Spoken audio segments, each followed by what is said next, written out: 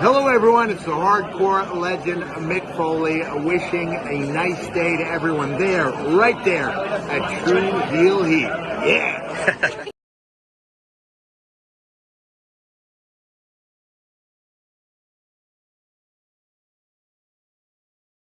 Hey guys, this is Thunder Rosa and welcome to True Heel Heat.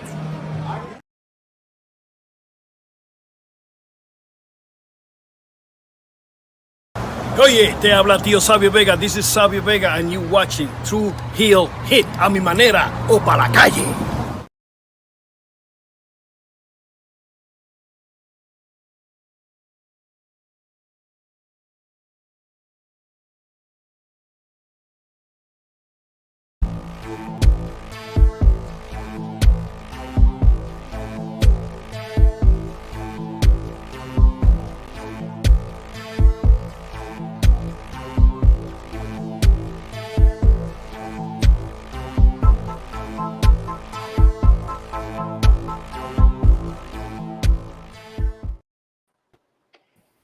Hello.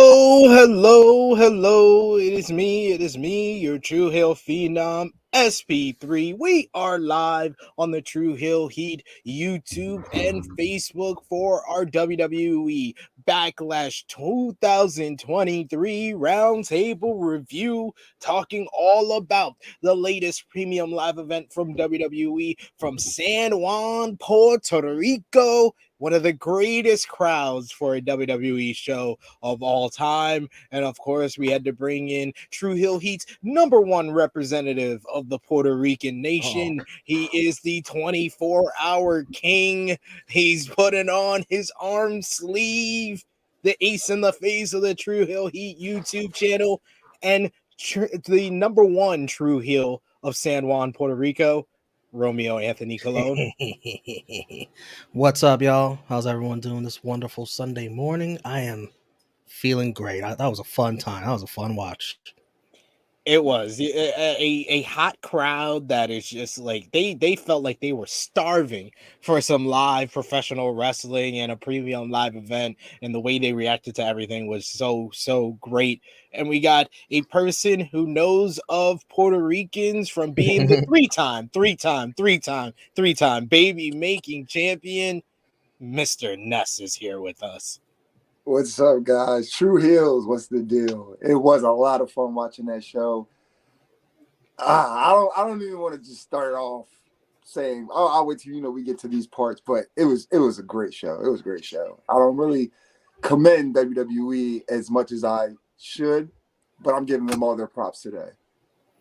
They deserve it. It was a good, plan going there, because it made Backlash so much more enjoyable than it usually is. Backlash is usually one of the more inconsequential shows of the year, but in the ring and that crowd just took everything up a level that you're always going to remember this show. So I'm very similar glad in they did that. similar in the sense how Elimination Chamber. It's Elimination Chamber. You put it in Canada, it's like, oh, even better. Yeah, this was very similar to Elimination Chamber and that hot crowd in Montreal of what we got here, but it was just up a level because of the certain matches that we had on this card. So I thought it was even maybe slightly better than Elimination Chamber, but we'll get into that. And we appreciate everyone who is joining us live, everyone who is watching us on demand. Remember, show your appreciation back. Drop the thumbs up on this video. Share this video with all your wrestling fans, friends, and family on all your favorite social media platforms. If you're new to the True Heel Heat YouTube channel, hit that subscribe button and hit the bell to stay notified for all the great content here. We've had a busy week here at True Heel Heat with WWE Backlash, NJPW, Wrestling Duntaku 2023. We had previews for both of those shows. We had a review of Wrestling Duntaku on Friday. We had the True Heel Heat Flash Hit podcast, the watch along last night. So plenty of content for you to enjoy. And of course, if you're with us live, sound off in the live chat. We want to hear from all of you. We'll try to highlight as many of your comments as possible. But if you're feeling generous, you want to give back to us and what we do here on the True Heel Heat YouTube channel, you could do that with a super chat donation. We always appreciate that, and it helps out the channel so much. We got the Negro Buck in the chat who says, "What's up, everyone? Hope y'all are having a great Sunday." He says, "All my good brothers on screen, sup SP3, Romeo, and Ness." We got Bell who says, "Hi guys, I love Puerto Rico." Ricky saying, "Please tell me y'all know that Bad Bunny entrance was piped in from a live concert." Bullshit. You didn't see the people singing along to it? Come on, stop it. I did. I don't know if it was enhanced, maybe if that's what he's referring to, but definitely there was people in the crowd who were singing. Negro Buck saying we need more premium live events in Puerto Rico. Shit, man, give them a WrestleMania. Do you think there's a chance we can get maybe a WrestleMania or even maybe more appropriate, a SummerSlam in Puerto Rico, Ness? SummerSlam. I was thinking SummerSlam. That shit would be live as fuck. I wish I was there last night, honestly. And it was, a B-level pay-per-view. If they get one of the big fours, it's going to be even crazier. Facts. That is true.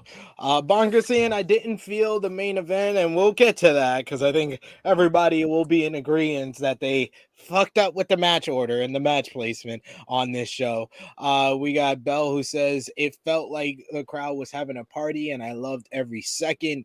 Negro Buck saying Backlash was a 9 out of 10 show for me. Only thing that would have made it better is if Priest versus Bunny was the main event. You are preaching to the choir, sir. Preaching to the choir. And Ricky says, "Fuck out of here." That was piped. This is the problem with wrestling fans. This is the problem with wrestling fans. We can't just be happy and excited that Bad Bunny had a superstar entrance. We got to shit on it. I'm watching the videos of people in the building. Don't try to tell me they weren't going crazy for him. Stop. Exactly. I'm not starting this review like this. Stop. Bell says nothing. Bad Bunny is enhanced in Puerto Rico. Let's be real. You know what, Ricky? You're in timeout. I'm not taking this shit. Oh man, I'm not taking this shit. You're not rating on Puerto Ricans parade. Really did it. 5 minutes to think about your actions. Oh my god, he's like, I'm not gonna hear no Puerto Rican. We ain't doing that today. We ain't doing no Puerto Rican slander here today. We probably got some more true heels joining us as the show goes on. Oh, Romeo's on one tonight. You ain't gonna tell him. You ain't gonna tell him nothing about Puerto Rico today. He's like, no, I put on my arm pad. I'm representing for my Boricuas. Ricky must be in the Judgment Day or something. Gotta be fucking LW over here. He was like, Dominic Mysterio, boos are real, but no, Bad Bunny's cheers aren't. But they had an opening video to this show. We're gonna start the show from the top and then work our way through the whole entire card. The opening video had build the double main event of Bad Bunny versus Damian Priest in a San Juan street fight and Brock Lesnar versus Cody Rhodes. Bad Bunny talked over and narrated the opening video, talking about how he is stepping out of his world but wanting to fight, and the rest of the card got some highlights. And they did the same awesome drone shot that kicked off Smackdown with the camera coming from outside and inside to inside the building, which was really good. But as always, we start off these roundtable reviews. Give me one word to describe your overall feelings on WWE Backlash 2023. We'll start with Ness. Fantastic. Aside from one major blunder, overall, the show is still fantastic regardless of that. Romeo? Boricua. Mine is Wepa. Very well done. Let's get into the opening matchup, which kicked off with the Raw Women's Championship up for grabs as Bianca Belair defended against Damage Control's Io Sky. No damage control by her side, but immediately when they did the intros for this matchup, we knew that Io Sky had some people in their corner, and all the people of Puerto Rico made Io Sky an honorary Boricua for this matchup. And it wasn't just like they were into Io Sky and, you know, they were still cheering for Bianca Belair. No, Bianca Belair got some boos. Anytime Bianca was on offense and they didn't change up the plan, I would have thought someone like Io, but she wasn't in there with someone who's too experienced, would have switched up the plan. They worked this in the way they planned on doing it, with Io being the heel, working over the arm of Bianca Belair while Bianca made her comebacks, but all her comebacks got booed. Like it was just not even fair to her. Io first worked over the arm by snapping it on the top ropes and doing a double stomp to the arm. She started doing some more like high flying stuff, like the springboard missile drop kick, taking Bianca to the floor. Bianca was selling the arm very well and did different variations of her moves, thanks to the injured arm, like this impressive as hell one arm power slam, which got a great reaction from the fans.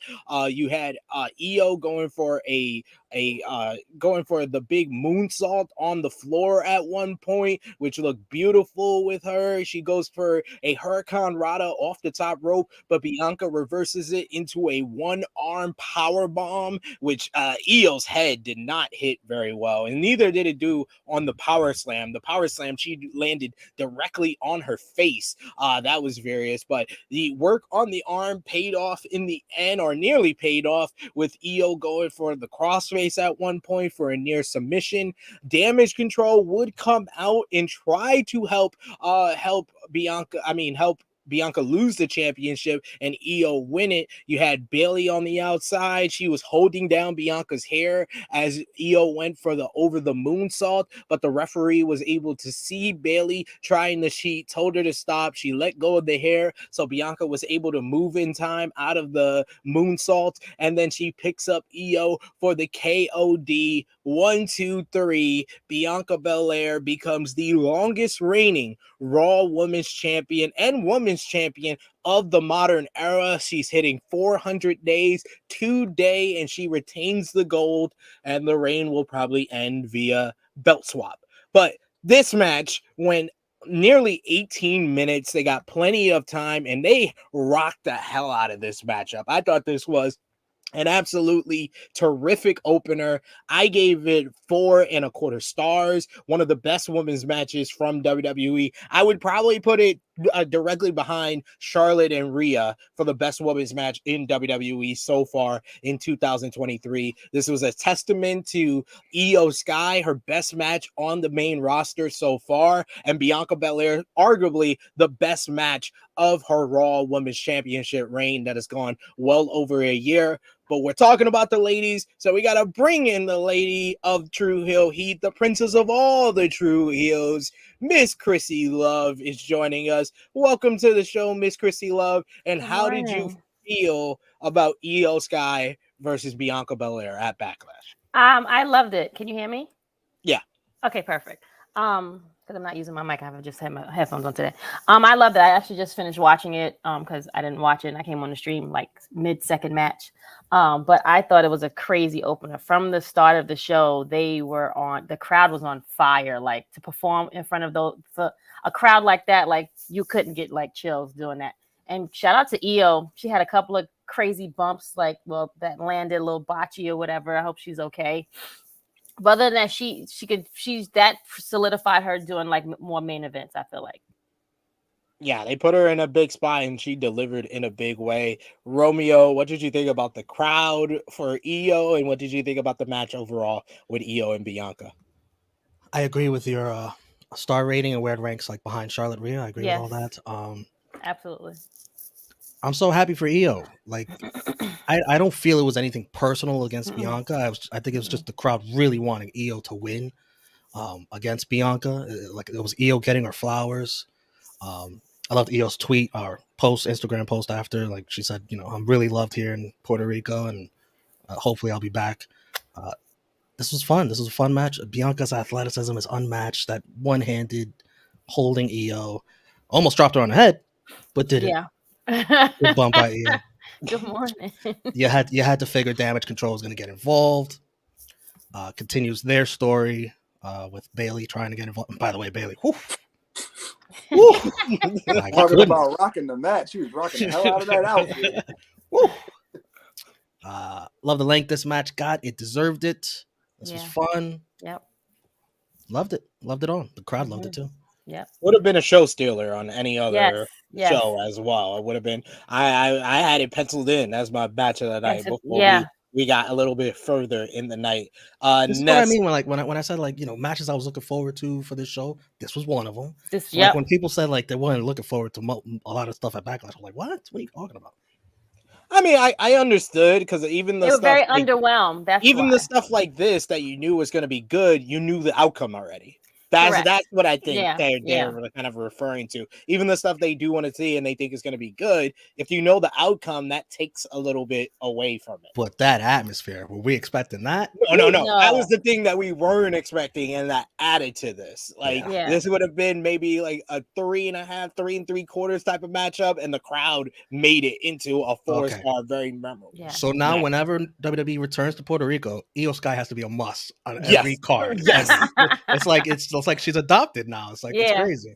Adopted Puerto Rican now. Ness, what do you think about the opener here? I give the match 4 stars. It set precedent for the rest of the night. The ladies put on a hell of a match. It set the tone. It definitely set the tone. And then like the rest of the show just followed. A lot of difficult bumps going on in the match, but these are 2 top-notch athlete ladies. And they just delivered. Again, the run-in from Damage Control. Bailey, had to contain myself on the stream. Puerto Rico's already hot, and she made it that much hotter. So we adopt her too. Overall, it was just a great way to start the show off, man. It's nice to see that EO's finally, well, hopefully from now on, gets a main event spot. I mean, I don't know, since they stupidly drafted all of Damage Control to SmackDown. But again, who knows where they go with that after this week. But yeah, she deserves it. You know, whoever says deserving in pro wrestling, no, some of these people actually deserve it. And she's been putting on great performances for a while. And then we have the longest reigning, not only the women's champ, she's an African American, near and dear to my heart. You know, let's talk about that. Let's share that up. You can't change that. So both of these ladies setting precedent for the rest of the show, for the careers, everything just going forward. It was a great match. 4 stars. We got Queen Monet in the chat with an interesting comment. She says, "Do y'all think it was just Puerto Rico, or is there a chance this crowd will influence other crowds to boo Bianca?" I wouldn't say. Well, I'm not gonna say other crowds they're gonna influence other crowds, because I think other crowds are gonna do it solely for the fact that she's on the left. She's the female John Cena. She's a black female John Cena. That's literally what she is. But again, at the end of the day, like, it's not kids booing her, and this is what this is what this aimed for. It's adults that don't really, don't like the gimmick, don't like the how do you have all this adversity, but you're beating 3 people at once? Like it's that type of thing. But it's not. That is not for us. It's not for the adults. It's for the kids, and that's why she's in the spot that she's at. Correct. Because she's so great for the kids. Like, she's a representative for not only women but African American little girls. Shit, I know some little white girls that like the hair whip. Yeah. So it's just like she's representing a lot of people right now, and she's going to get that push, and she's just going to be that star that they need her to be, and that she is. I don't know what woman on SmackDown would be opposite the ring from her that the crowd would just love and cheer for, unless it's Io. Like, I don't know. Io's the only one that I can kind of foresee this could happen again at another place. Right. But still, like, she's got probably Charlotte in her running. No one's gonna cheer Charlotte over her. She's got one guy is. I know you. I mean, there's some people that will probably cheer, be like Romeo and cheer for, Charlotte or whatever. But you can't be tired of a Bianca reign and then be like, what I really need is another Charlotte reign. That's what I need. That doesn't make sense. Exactly. Doesn't That make doesn't make sense. any sense. Oh, Maybe Bianca's shoved down our throats. We need Charlotte again. maybe if they run back Asuka, I could see Asuka being Yeah. someone they would Yeah. cheer But she's over on her. SmackDown anyway, right? Yeah. Yeah. Yeah. Okay. So they can probably run that back one more time and maybe be more of aggressive, like heel-ish Asuka, because we really didn't even get much of that for when they did their little whole thing. So they only given us like little snippets for like good heels for Bianca to take down. So it's not really like they're not vested in that part of the whole story. And it really depends on who is she's gonna face and how Right. much Right. longer her Yeah. reign is gonna be now that she's probably gonna have to swap the titles and become the SmackDown Women's Champion. Right. Are they expecting her to be a champion for a whole nother year and Right. Right. face Rhea as the other champion at WrestleMania 40? It depends on a lot of different things. Where I don't think that this crowd is an indication that it's time to turn Bianca, and Balabika kind of saying that. He says, give her some character work to do without needing to turn her heel. Yeah. Nobody is really going to boo her just because Bianca as a person is something that everyone is aware of. Yeah. Correct. Yeah. That's also well true. said. Yeah. But let's move on. They had a quick backstage segment following this matchup where Rey Mysterio went to the locker room of Bad Bunny to give him a pep talk. And it's none other than Puerto Rican legend and friend of the channel, Savio Vega, of all people, that gets a heck of a reaction from the live crowd, who comes in and brings Bad Bunny a Puerto Rican themed kendo stick ahead of his big matchup against Damian Priest. Love Savio being here. Love it. Boiqua. The Bronx Puerto Rican representative. Thank you. Hey man, on the preview, I was like, can we get Savio Vega? We got Savio Vega. Savio. We look at the post-draft rosters, and then we get a recap of the feud between Rollins and Omas, which I'll give it to WWE. They always find a way with their video package system. If you don't watch the week-to-week shows and you just watch the pay-per-view, you would have thought that Rollins and Omas actually had a killer, feud. Not even I won't say killer or good feud. They had an actual feud. Again, still the video package sold it. Like again, we were like, oh my god, why did they put these two together? Like, what is this? But the video package sold the match. I still wasn't sold because I watched week to week. Give it some credit. Come on, SB. But Omas came out with MVP. Rollins got a huge reaction from these Puerto Rican fans. They were singing his song even before he even came out. And I like WWE with the little touch of cutting down the house light and letting Seth kind of absorb the fans singing his song. But he's immediately booted by Omas and pissed off to start this matchup. And it became like really Seth Rollins highlighting how big and powerful Omas can be, and how his regular offense wouldn't work on Omas. He was trying to hit dives on him, but Omas eventually caught him, hits a big choke slam. He tries for the pedigree, but he's not able to connect his arms. He tries for the stomp, and Omas's neck is impervious to being stomped. Omas really dominated this one, really kind of put his force on Seth Rollins throughout this matchup. Eventually, Seth was able to get some type of advantage by putting on a sleeper and slowing down Omas.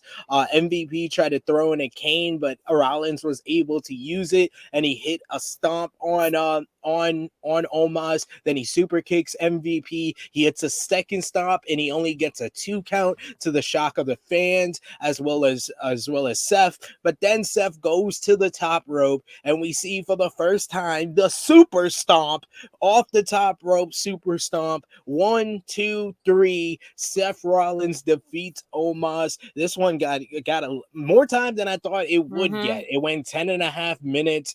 I thought this was really, it was kind of like, in a way, Triple H versus Great Khali from SummerSlam 2008, which is still great, one of Great Khali's best matches, and this was by far Omas's best match. Wait, which match was this you're talking about? Khali and who? Triple H versus Great Khali from SummerSlam 2008. That was like Kali, the best work of Kali's WWE career, and this was Omas's best work. I gave this match 3.25 stars, and Oh wow, that is like that a is a regular lot. match. That's like a regular match getting over 4 stars because this had no right to be this good. Romeo, what did you think about Omas and Seth? I agree with you. Easily Omas's best match. Seth had a challenge laid out in front of him, and he succeeded. Give all the credit in the world to Seth Rollins for pulling this off, pulling this out of Omas. I love the stomp story they told. The stomp, Omas not selling it. Eventually, Seth had to go to another level, and he went there, and it looked beautiful. The airtime he got on it looked beautiful, and Seth had to win. He had to win. I was a little shaky. It felt at times that No. Omas might win, and that I would have been okay with that just by how well the match came across. My train of thought is still that Seth Rollins is going to be the one that's crowned the new Raw champion, and you can't lose this on your way to that. It'll be interesting what they do with Omas. Don't give us the throwing the jobbers at him every Monday again. Stop that damn pattern. Stop it. Omas earned goodwill with me here. Now have him beat somebody on the main roster. He needs wins eventually. If we're going to still keep taking him seriously anytime he has a premium live event. That's why I think Odyssey Jones got called up. Odyssey Jones is easy fodder for Omas. Easy. It's coming. Watch. Okay. I can see that. Yeah, Krssi? I can see that now. I wasn't really sold on Odyssey coming up. I was like, it's too early.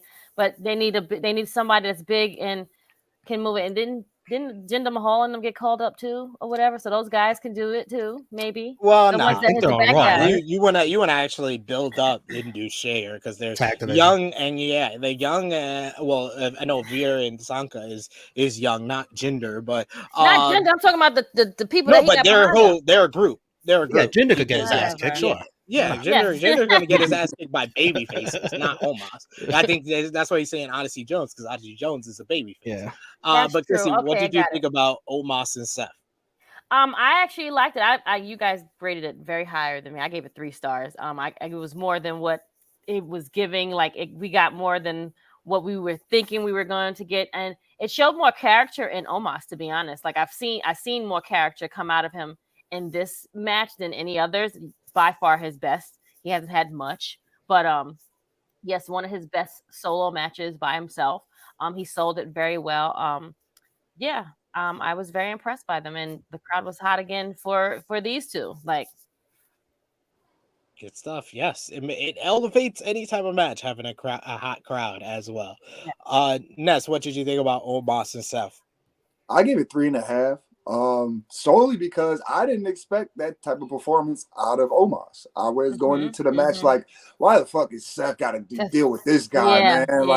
Oh God, he's better than this. Who booked this shit? Come on, Triple H. Oh, it might be a Vince McMahon call. Who knows? Yeah, but he fucking held his own against Seth. I guess because it was the David and Goliath story, and then just like Romeo said, the story of the stomp, that one stomp that he went for, and then almost just like, nah, I ain't going down like that, at all.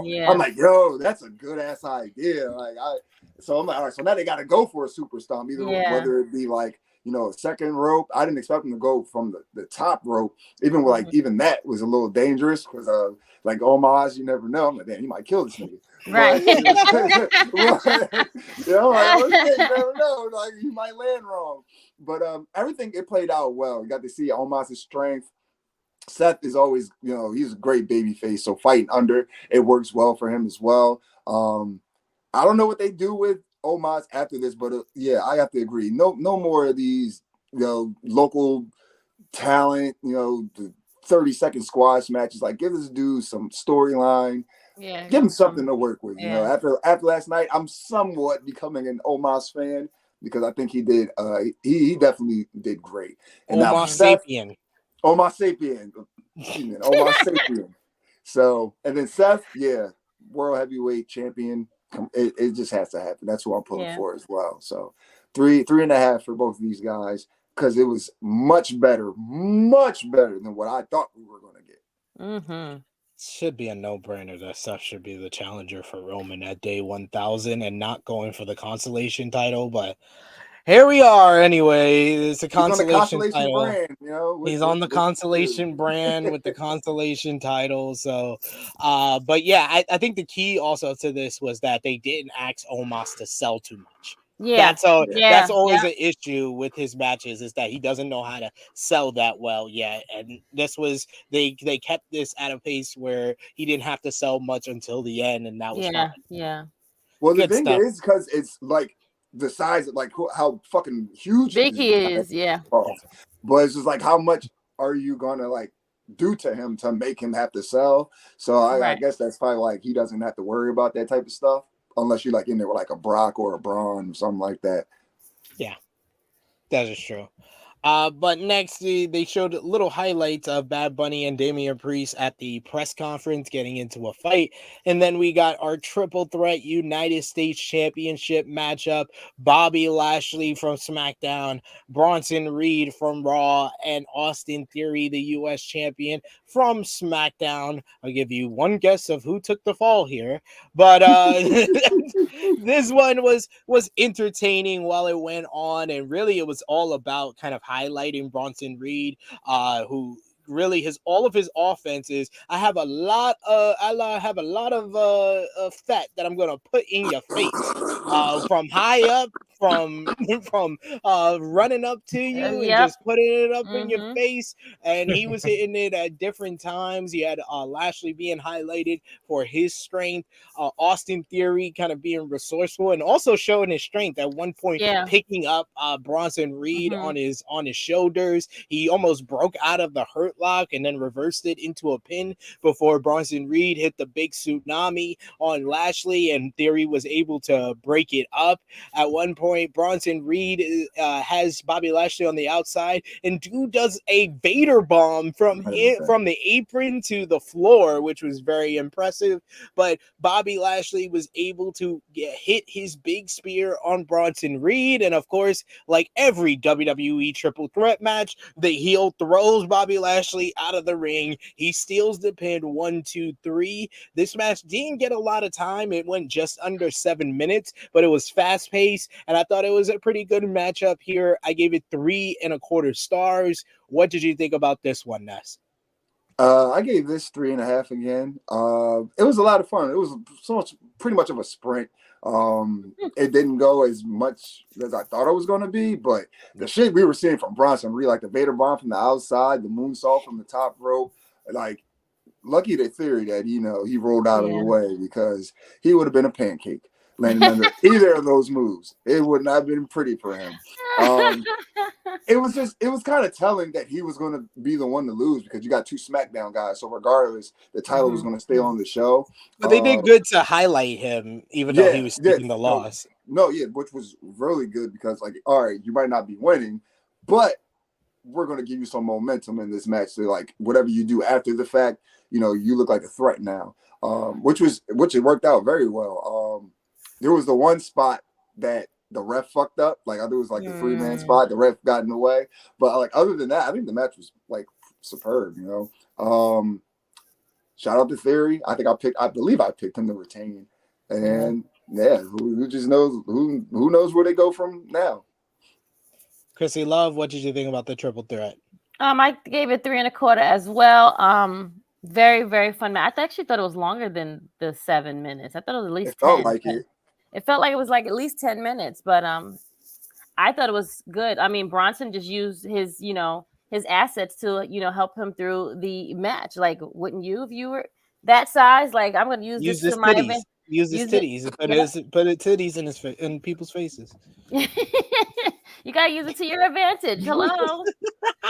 But yeah, I mean, I picked Theory too, but I mean, this was a great way to like still like make Lashley look strong still too, and then the heel coming in super crazy and fast, like thinking on his toes and like getting the win. Like, I'm not mad at the outcome at all. I think it was a great match. I'm sure we're gonna probably see them shoved together again soon anyway.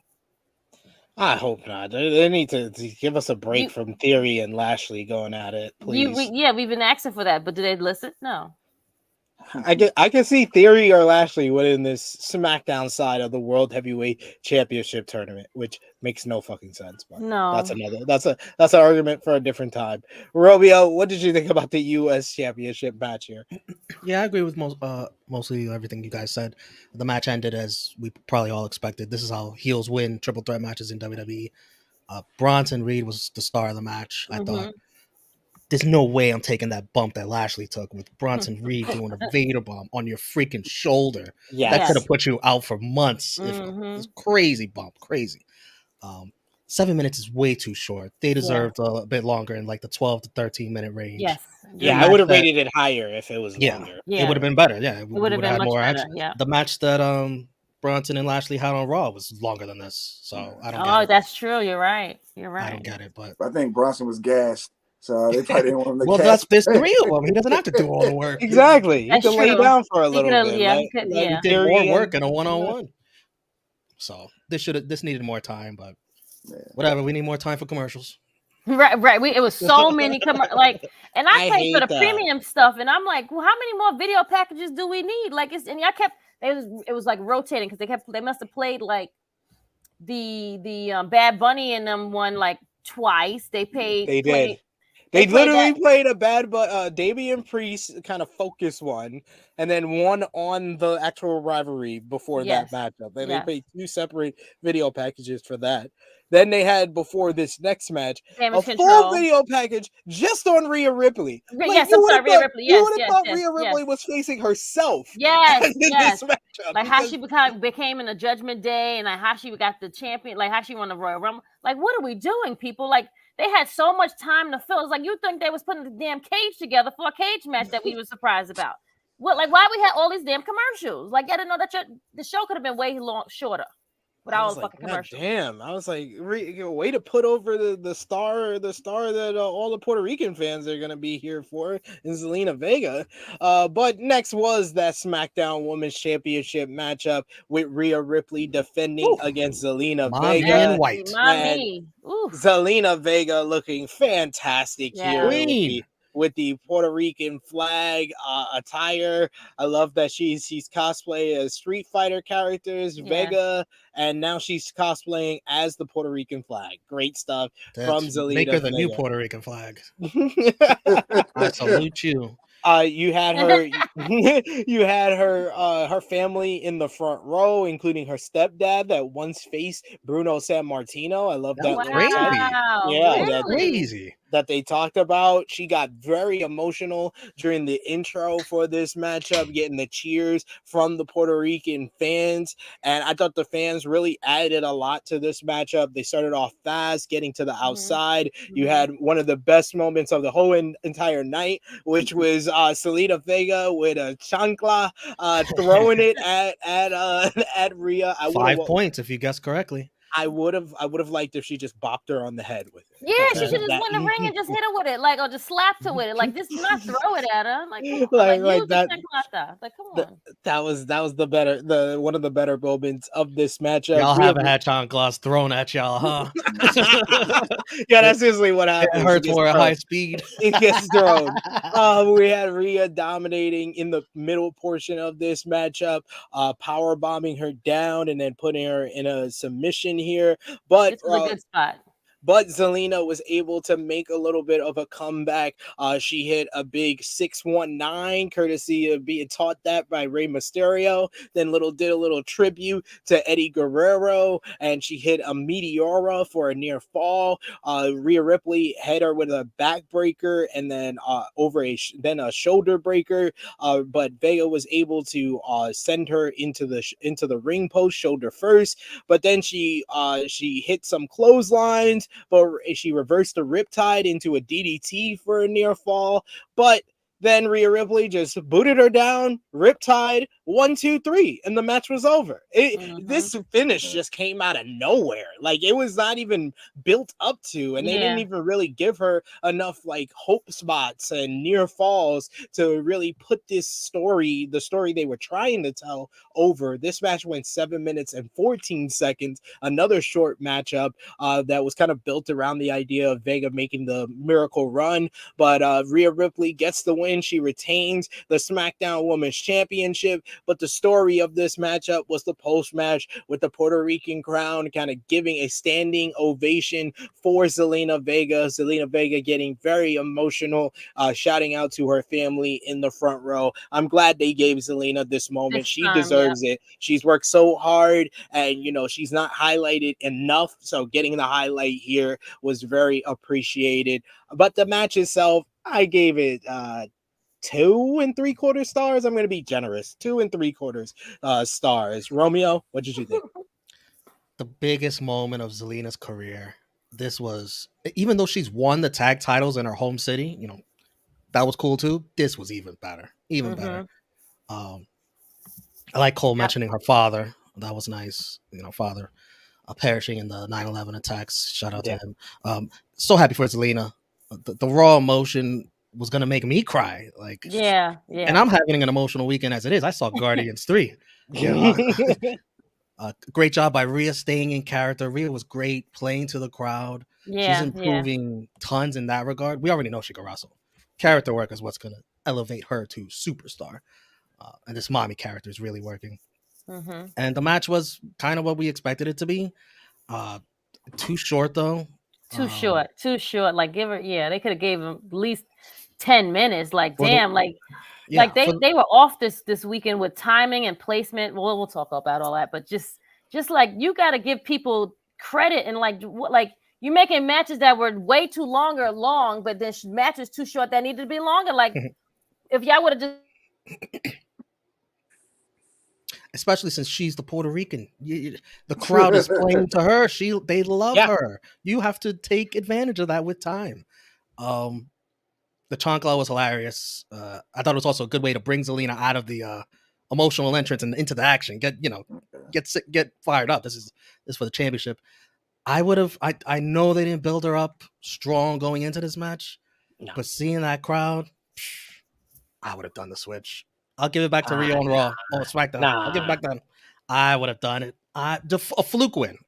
Nothing crazy. They just should have told the story. They should have gave her built up stronger. They should have she should have been built up stronger, but they could have told a story with her getting some near falls, and she would have gained something from this. But I think that she did by just having the spot. But they could have got even more for her based on their reaction. But I don't think they should have made the switch though. Well, I'm biased, so I would have done it. I've never seen a standing ovation for someone losing a 7-minute match, but the love was there. The love was there. Yo, I hate you so much. It did remind me. It gave me vibes of Sheamus at Clash of the Castle. Yeah. The chant that they were chanting, "Yo soy Boricua por pa que tú lo sepas." For anyone that doesn't know, that means I'm Puerto Rican. Just so you know.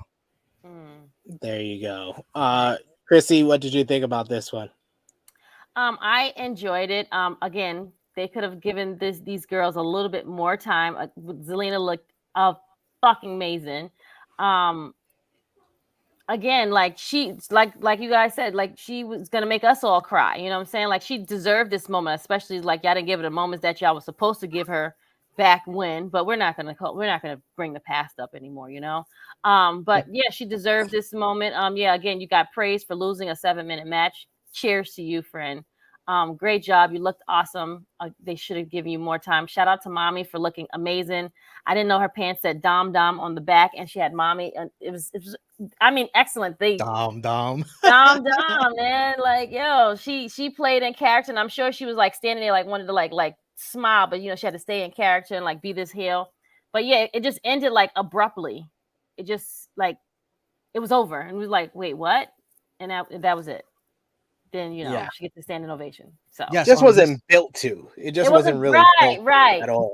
And like you said, they could have given like Michael Cole and give her like, oh, let's let her do this. So like none of that like high cheering when you're in a championship match. They didn't give her none of that. So I guess she's like, you get your standing ovation in this moment, and you call it a damn day. On this note, on the comment, like, yeah, I do love that LWO got matching tattoos. I'm surprised Rey Mysterio didn't already have one. And also Judgment Day. Judgment Day got matching tattoos as well. Well, except for Finn. Finn Balor's too good for them, I guess. It's like, no, he's like, my body is pure. My body is pure. I'm not doing that. Y'all are tattoo people, not me. Ness, what did you think about Zelina and Rhea? I give the match 2 3/4 stars. I agree. It definitely wasn't, had as much time as I think it should have gotten. But for what it was, it made the most sense. Man, both ladies look amazing. But yeah, that entrance from Zelina, again, I said last night on the stream, I'm not Puerto Rican, but my children are. And it made me very proud to have you're adopted too. Puerto Rican. Yeah, I was knighted by the king of the Puerto Ricans right here, Romeo. I'm an honorary Puerto Rican. I take much pride in that, especially after everything that was going on in that match. But like you said, the match was what it was. I wish it would have got more offense. The chocolate spot was hilarious, but then it came down to business. Mommy had to put her big mommy pants on and make quick work of Zelina. Again, I wish it would have got a little bit more time. She would have got a little bit more offense, made it that much more of an actual competitive contest. But again, they know their strengths and their weaknesses. So, but it was overall it was great, and all the adulation that she got after the match, the standing ovation, fanfare, it was much deserved. She's been through so much. Already being taken off the card for her match in New York, the way her being there, but just going to be able to perform in your home country, in front of people that you're representing in a business that really isn't that great for minorities to begin with. That's really special. So I'm glad she got to have that moment. It would have been nice for her to win, but not her time yet. But overall, it was a nice moment, nice match. Yeah, like Bonker says here, it wasn't a great match, but it was a good match and emotional for Zelina. So that's what they wanted to accomplish. Then they did well in that. But it was time, y'all. It was time for the main event. I know you're looking at the clock and you're like, what the hell is this coming on now? And I was like, this is a mistake. I knew when I saw the Fightful. When I saw Fightful's list of the match order, I was like, no, they're really not. They're really not thinking that this is not the main event. They really think that, and Cody and Brock, they're big stars, so they got the crowd into things, but it's just such a big mistake not having this as the main event. And but they were given hints, information that maybe you should probably change this. Like on Smackdown. When he got one of the biggest pops of the damn you've ever heard. That was a Road Warrior pop. He got the Road Warrior pop. The reaction to Zelina Vega just previously before it. You didn't notice something there? And that's Zelina Vega.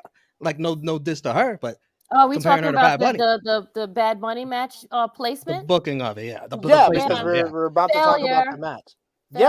I'm saying they got hints to change it, and they didn't. But this is why I tell people, and Romeo has gone less on his whole theory that I hate Triple H. No, I'm just a guy who's a more vocal person who sees his flaws and sees the fact that despite him doing he's messing up, in NXT and doing great stuff on the main roster since he came up, who taught him always seems to flare up. And this was an instance of who taught him, who was his father-in-law, his papa, Vince McMahon. This was Vince McMahon levels of not reading the room. I don't put it past the idea that this is Vince McMahon's idea. Oh, no. See, no, you're falling for the scapegoat. He's the cerebral assassin for a reason, and he created a whole scapegoat for himself. For any time anybody who likes Triple H, they could always say, "Oh no, that was Vince's decision. That was no, what are you doing? No, Triple H would never do something like that. That is Vince Vince's still gets decision." the pride in Omos being on this card, Vince decision. Brock Lesnar being in the main event, maybe you could say, okay, that's a Vince decision. But Triple H also said, I have final say. And when you have final say, you need to say, I'm going to read the room. And this is on Triple H. It's not on Vince. But let's get he booked this and he did this wrong. Let's get into this matchup because this was the one everybody was talking about heading in. And boy, oh boy, did it deliver. Damian Priest going one-on-one with Bad Bunny. This is one of the greatest reactions you have ever heard. It was piped in. Ever. Oh my god. I think the reason why he thought it was piped in is because it did sound like a concert. As soon as his music hit and the way they shot the whole entrance with going from behind him and doing the drone shot of the arena, you see all the people with their hands up and just singing the song. It just felt there was a whole vibe to this, and he just played up this crowd so well, going back and getting the weapons like he was a Puerto Rican New Jack. Oh my god, this was just great. I love Damian Priest. Damian Priest, man, he was this is the performance of his career because he guided Bad Bunny through this whole thing. Yeah. And he positioned himself like a giant and a monster because anytime Bad Bunny tried to do something, hit him with weapons, he would slap it down and stuff. Bad Bunny hits a Michinoku driver very early on. I was like, oh, okay, Bad Bunny, all right. And I love Damian Priest's reaction, like getting up, like, what the hell? Bunny grabs a kendo Underestimating him. Priest knocks it out of his hand. Bunny starts finally gets one, and he starts hammering away on Priest in the corner and takes him down. But he hits South of Heaven very early on, and he gets a 1-2, and he pulls Bad Bunny up because he wants to beat him up more. That was his era in his being too cocky was his whole era. Priest loads up, goes for a springboard dive, but Bad Bunny launches a chair at his head. Bunny hits a big dive to the outside with absolutely no air at all. Then he hits a bunch of trash can lid shots, giving us a flare flop on the floor. He hits another big Falcon arrow in the ring for a near fall. He's just getting the better of Priest, but Priest is able to make his own comeback, and he starts dominating this one in the middle portion here.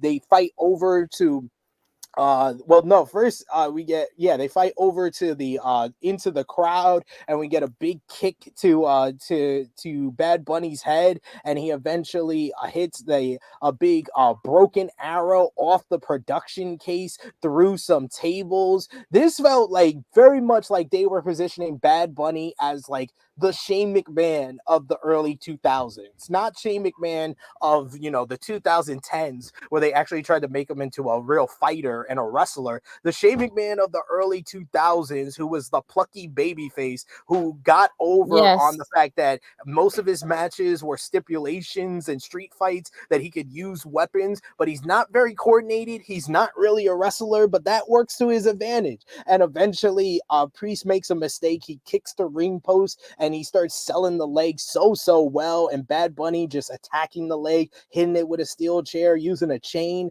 to slam it against the ring post. He has Damian Priest begging off, and Damian Priest hits a big boot to the head. He locks on a figure four at one point, and then Judgment Day comes in, and they start attacking Bad Bunny. Rey Mysterio comes out, and it looks like we're about to even the odds, but they start beating down on Rey until Carlito Caribbean Cool comes out to the biggest ovation of his whole entire career. This crowd literally, I thought the roof was gonna come off this building. Amazing. When they hit That's cool. Carlito's music, oh my God, Romeo's cousin coming out here in right. Puerto Rico and Can I get a getting job, the Carlito?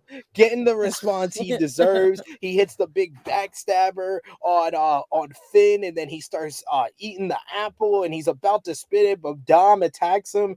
Dom takes the big 619, and then he gets the apple spit in his face because he's not cool. Then Finn and Dom run out of the ring. Carlito and Ray run after him. They think they're gonna escape, and then the music of Savio Vega hits, and this roof blows again. And Savio gets a big reaction. He brings out the LWO to attack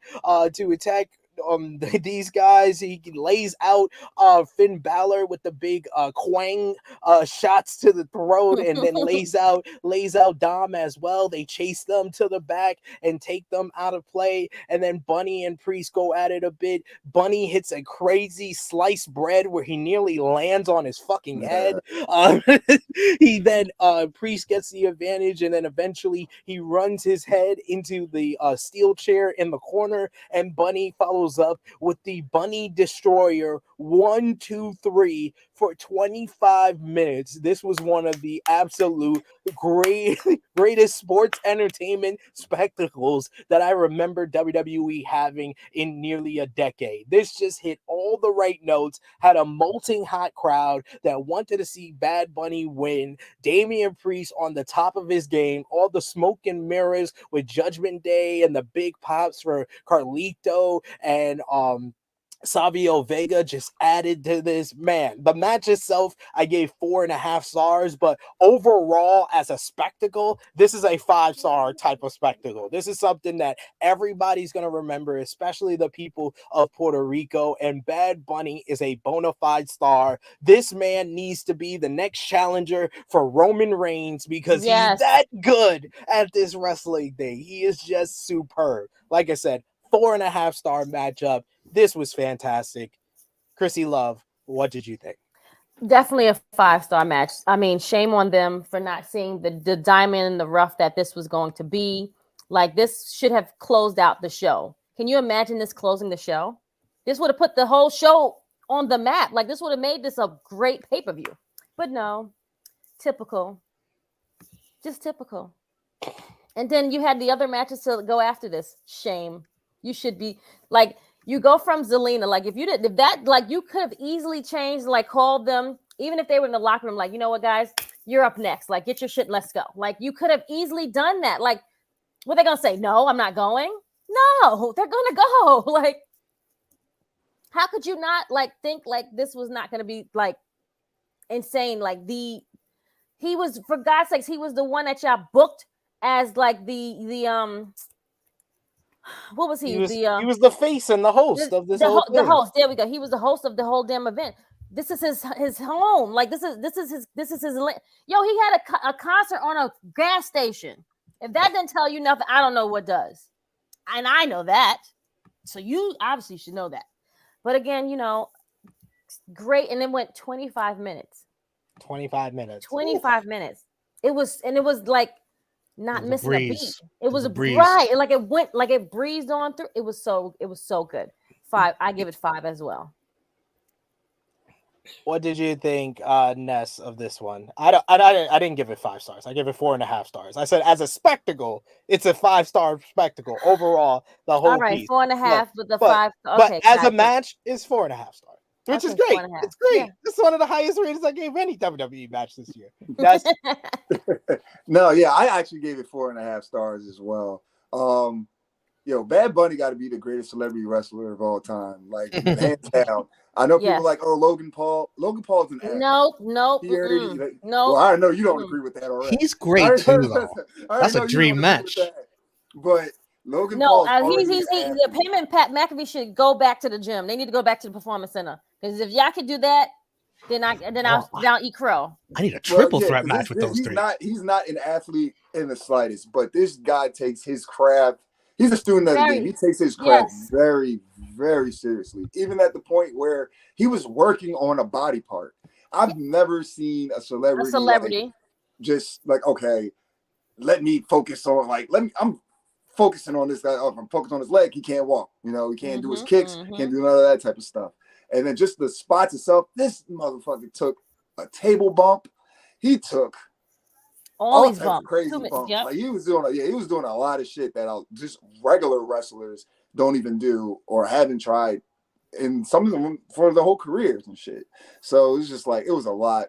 And then, you know, Carlito being there, that's who I needed to show up. Carlito, Savio Vega, that was a nice surprise. That was cute. But I'm like, no, you're in Puerto Rico. You guys gotta have Carlito spit in the face of the people that don't want to be cool. You know, and it happened. That's what I was looking for, and it happened. And then the rest of the LWO coming out. Hilarious though. At one point, they jump Finn and Dom, but Finn somehow slips out, and he's like, "Oh, first." I'm like, damn, the Latinos is just jumping the Latin guy. That's kind of fucked up right now. But he got his too after the fact. But overall, it was a lot of fun watching this match, man. I can't. No, shout out to Priest too. So hopefully going forward, he gets more so of a upper mid card to maybe even a world champ or world title scene, because I think he deserves it as well. He's been putting in a lot of great work. Put him in a chamber match. And then they're looking for that Latin star that they've been looking for. Like he can be that Latin star that they're looking for. He even with the promos leading up to this, he seems more comfortable, just speaking in Spanish. Like, let's run with that. Let's do something with that. You guys, every year, he's like, oh, we're looking for his Latin star. Not everybody has to be Rey Mysterio. You don't need these guys that, just the Lucha Libre. You can have a Latin star that works a different type of style and be not that same conventional that you're used to. And I think that can be Priest if they give him the ball and let him run with it. But overall, man, this low key might have been my favorite match on the card, and it was a lot of fucking fun. It was mine. 4.5 for me. Like I said, I don't think it was the best match I've seen from WWE, but it might have been my favorite. It might have been my favorite because this was the most Puerto Rican match it could have possibly been. And CBZ was trying to troll me in the chat here and then last night saying match of the year, SP3, embrace it. He literally doesn't remember what I said to him in response. I said, WWE match of the year? Yeah, definitely. I probably wouldn't even argue and debate with you. But overall, wrestling match of the year, I could just tell you don't watch a lot of wrestling. That sparked a lot of debate on that sparked a lot of debate on the live. I know, I saw that. He's still trying to troll me. He says, I heard this match was SP3's match of the year. I can't even Who we heard that from? Him, to be honest. Yeah, heard that smoking some crack and then going to sleep afterwards. Romeo, what did you think? How did this make your Puerto Rican heart grow 10 times bigger? Man, listen, 5 stars is subjective. Anything could be 5 stars. You want it, Sami Zayn, Johnny Knoxville, that was 5 stars to me. I was sports entertained. Yeah, like I said, 5-star spectacle. If you just rated this on being a spectacle, it's 5 stars. 100%. I was sports entertained. This is what I expected from these two. It was awesome. Of course, Adam Pearce showing up again. Where were you at the WrestleMania main event? Where were you? He only shows up for everything else. He's not there. He's not there when you need him. Yeah. This match was perfectly overbooked. I was there for all of it. The cameos were so much fun. Carlito is a mega star in Puerto Rico. People don't know that. They forget that he works there. That's where he wrestles. Yeah. They love him there. They love that crowd. Went crazy seeing him. That was good to see. I'd sign him. If he wants to, if he's up for it. He's in amazing shape. He's in better shape than he was in his prime. If he wants to work there. I'm telling you, between him and Billy Gunn, I don't know who's looking better. They putting these people to shame. That's in their age bracket. Like y'all should be ashamed of yourself, men of a certain age. People who's like 10, 15 years younger than them. Yes. Savio was great. Love the Dio Savio chants, Uncle Savio. Judgment Day played their role well here, I thought. Yes. The LWO's looking good now with these new additions. We got Bad Bunny, we got Carlito, we got Savio. The best decision WWE has done all year was putting the LWO shirts on Legado del Fantasma. Legado del Fantasma went from barely getting a reaction to getting some of the biggest reactions that they could possibly make here. Mexicans and Puerto Ricans united. Give them some wins on TV. That's all they got to do. That's all you need. Yep. This counts. If Bad Bunny's getting the wins, that counts. He's part of the club now. The sliced bread number 2 was a little scary, but he got it. The perfect ending with the Puerto Rican destroyer. Love the exhausted pin that Bad Bunny did. The celebration should have closed the show. It was such a feel good ending. Dude, like it was just like I was like, yo, if Perfect. the pay-per-view ended right here, the best WWE show of the year. Drop some confetti, whatever. Props to Priest. Yes. Yep. He deserves this stage and more of it. He delivered. He's in there in the ring with a part-time wrestler, a non-wrestler, a guy who's Yep. still learning. He's Mhm. carrying the bulk of this. You still have that picture of him laying on the barricade, or you deleted it? I could upload it again, but yeah. But Yeah. him lying against the barricade, he just looked so disappointed. But man, I'm so You knew he proud was of him. smiling on the inside. I am so proud of him. All Puerto Ricans, all Latinos should be so proud of him.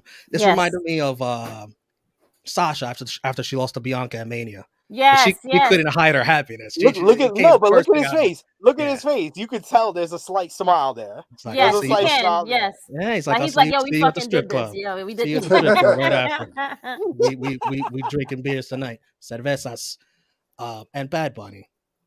That pop, he's a megastar. This was an Attitude Era pop. I don't think WWE realizes what they have. Yeah, they don't. They don't see it. They do not see it. Of course they don't. Romeo, you said it. You said it last night. He was at the Met Gala on Tuesday. Like, let's really think about this superstar, megastar, not superstar. This man megastar. goes out with a Kardashian. Yeah, was she even Come there? on. She probably was there. Nah, maybe. she wasn't. I don't know if I don't think she was there. He was like, baby, I don't think you want to see this. Listen, she a groupie like the rest of her sisters. She's being at every show, main thing that there has to be. If they go to every damn basketball game, and where the stuff is important, where they get cameos, I'm sure she had to be there. TMZ, I'm gonna look it up and find out. They realize it to a point where, okay, let's go to Puerto Rico and let's have Bad Bunny wrestle, but they underestimate him still. Yes, that's the sad part. You have to stop underestimating. You have to best realize comment it. by CPZ. Is this your best comment? When you stop trolling and you actually come up with good stuff, I give you credit. CPZ says Bad Bunny beat the Kardashian curse. Facts. Facts. This was doing much better than Devin Booker. This was a concert atmosphere. If you watch nothing else on the show, you have to watch this. And SP3 is right. It's time. Yeah. We have to do Bad Bunny, Roman Reigns. This will be huge. This will be huge. Epic. Yes. You have to find a way to do it before Roman drops his titles. Yep. And I have the perfect spot for it. I do. We have to go back to Puerto Rico. I understand we can't do it before the end of this year. That wouldn't be fair. Next Elimination Chamber, which is in February-ish, right? Yeah. Bring the Elimination Chamber to Puerto Rico. You sort of did it before. It was New Year's Revolution, but you had a chamber match there. Yeah. You got that synergy. Do Bad Bunny challenging Roman for the titles. It's predictable. Roman's going to win because it's on the way to WrestleMania. He's not going to lose. Right. But still, that crowd is going to buy into it, and they're going to be lit, and it's going to be fun. Do it. That has to be the move. That has to be something we're building up to. If Roman's holding the title all the way to Mania again, which I assume. Yeah. Man, what a match. What a spectacle this was. Got a couple of comments I want to highlight here. We got Greg Bush joining us. Thank you for joining us, good brother. He says, it was the most entertaining match for me from WWE. Start to finish, probably my favorite match this year. And signed Carlito. We also got CPZ saying they got Shelton on the roster. Might as well sign Carlito. I mean, Carlito looked good at the Royal Rumble a couple of years ago. That was in the Thunderdome. But I'm glad he got this because he wasn't able to get the proper pop for his return in the Royal Rumble because it was in the Thunderdome. But he got to come out in front of his people and got a Stone Cold level pop. Like as soon as they heard a spin in the face of people who don't want to, they were like, you just heard the and so was I. And so was I.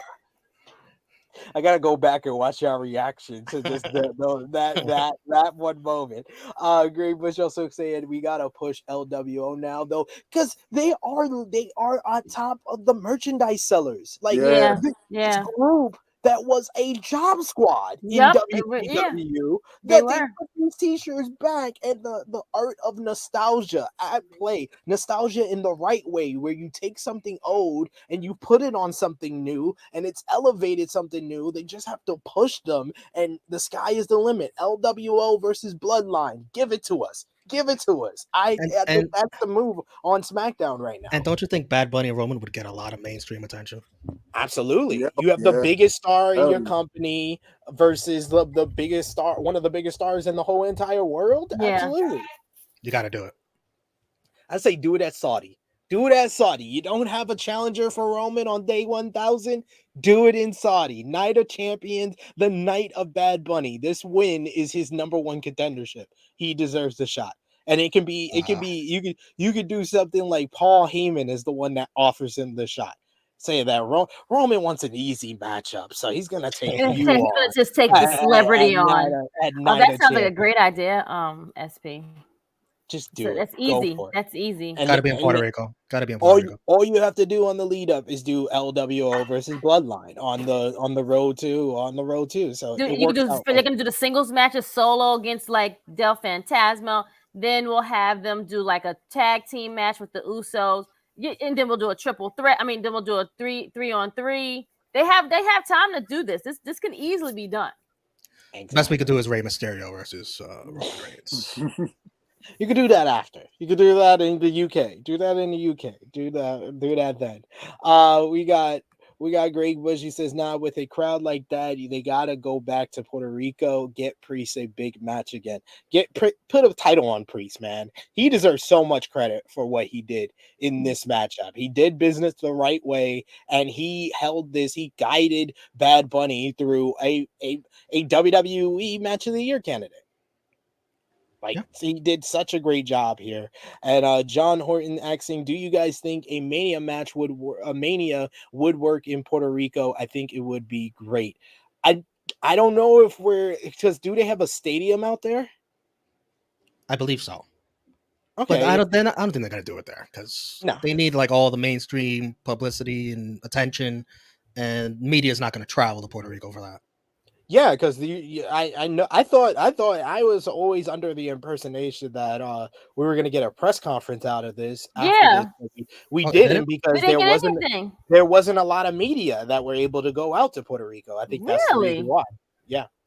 Wow, that sucks. Okay. I know. I guess, or he didn't want to answer that question of the booking order. No, he didn't want to. He was like press conferences off because I know they had media people there. I bet nobody would have asked it, but that should be the first question they're asking. I didn't see a lot of I usually anytime there's a WWE show, I'll see interviews, a whole bunch, and in-person interviews all over people's social media. I didn't see any of that. And they probably kicking themselves in the ass now for not even going, dummies. Like this was like y'all want to go to Elimination Chamber, but you don't want to go to Backlash. Great, stupid. I wish I was there. I wish I was in that building last night. Absolutely. We got Negro Buck saying, "Please push LWO. They were so good in NXT. Just fucking present them as killers. They can all go in the ring." CPZ as in, "Can't wait to see a WWE doc on this show, hopefully." And Bell saying, "I think a SummerSlam in PR would be a vibe." Yeah, I called that earlier in the show. I said that. Yeah. I said that. That's the move. That's the show. That would be but they want they want stadiums now for SummerSlam and WrestleMania and Royal Rumble now. That's why I asked if they have a stadium, because that's the next move, because they sold out these two shows on SmackDown and Backlash in the 18,000 seat arena, and it looked great. It looked big, but if they have a stadium out there and they could sell that out, that's the move. SummerSlam in Puerto Rico. Wow. But unfortunately, that was not the end of the show, folks. It should have been, but we had two more matches. Yeah. 2 more matches. Jesus. Double main event with 2 more matches after it. Right. It's really a triple main event, guys. Don't worry.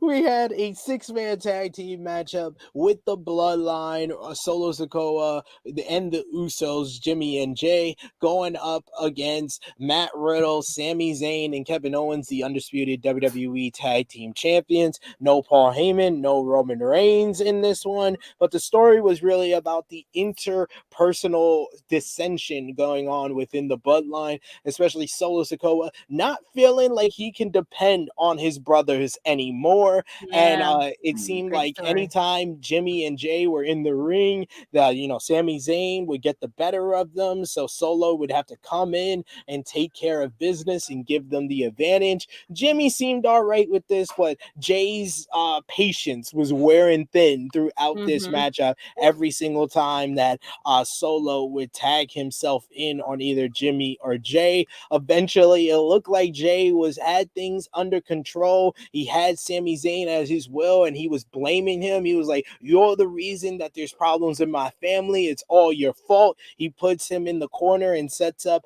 for the running hip attack, yelling at him beforehand, and then heads to the other corner to do it. But then Solo comes up on the apron and tags himself in. Solo looks like he's gonna put Sami away with the running hip attack, but Jay tags himself right back in and then tells Solo that I'm gonna do this, that you stay on the apron and I'll take care of this. This leads to Sami hitting the Luva kick on Solo. He then follows up with the exploder suplex into the corner and then the Luva kick to Jay. He gets a near fall when Jimmy breaks up the pin. Solo starts laying everybody out when it's a 6-way battle, and then he turns around and looks like he's about to hit the Samoan spike and thumb his brother, but he stops himself as Jay is all getting yoked up, telling him to let him go. He was like, I'm your brother. He's not. I'm your brother. Basically repeating the same line that Jimmy told him at the Royal Rumble, which I thought was a great touch that commentary kind of didn't even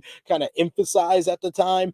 It looked like Matt Riddle had control on Jay, and he was about to get the better of him, hitting the pump knee, and he looked like he was going to put him away when Solo got a hot tag. He comes in, he delivers the Samoan spike to Matt Riddle. 1, 2, 3. The Bloodline wins. I thought this was it was fun by like the 10-minute point when the crowd actually got into it and started reacting to things, but this was significantly down. I think the crowd were into singing Sami Zayn's song and chanting for the Usos and chanting "We want Roman" early on, but the middle portion of this they were like, all right, we got to save something for Cody and Brock. We're a little tired from the last match. And then they got into the latter stages of this match, especially when the dissension of the Bloodline became the story. So I gave this match 3.5 stars. Ness, what did you think about the Bloodline versus Zayn, Owens, and Riddle? I give this match 3.25. I felt like it felt like a regular match on like a Monday Night Raw or felt like a Monday Night Raw main event. Yeah. Yeah, it did. It felt like that up until like towards the end when the dissension between Solo and Jay started becoming more apparent. I really like that. Far as like, there's so much of the story. There's only so much of the story they can tell. So much right now going forward, but like now it's going in another direction. Like the whole thing with Roman and Paul Heyman not wanting to deal with the Usos, Solo still being their brother, which honestly, all that, how he was moving, that could have came from Roman at the end of the day. I think that's probably going to be a part of the story that Roman, I needed Solo to do this, to take over and stuff like that. The because fact he kept the twins not doing it. Yep, because the twins can't do it. Tagging himself in, and Jay, Jay still not listening, still wanting to do what Jay wants to do, is going to create even more turmoil, which is going to make the story, the height of the story is over as far as, dealing with Sami and KO and all of that. But there's still some layers that can be told and keep it entertaining. Jay was justified. I didn't have them winning at all whatsoever. I thought that Sami, KO, and Riddle were going to win, and that was going to be the way to show the dissension even more. And like Usos lose again. It didn't have to be on Solo. I thought it was going to be Jimmy getting pinned again. So that actually makes it a little bit more interesting going forward as well. But overall, it felt like a regular match. But yeah, that when Solo, he was about to spike him, it was like, I get it accidentally, like, oh yeah, I'm sorry, I thought you were somebody else. But he was holding him for a minute.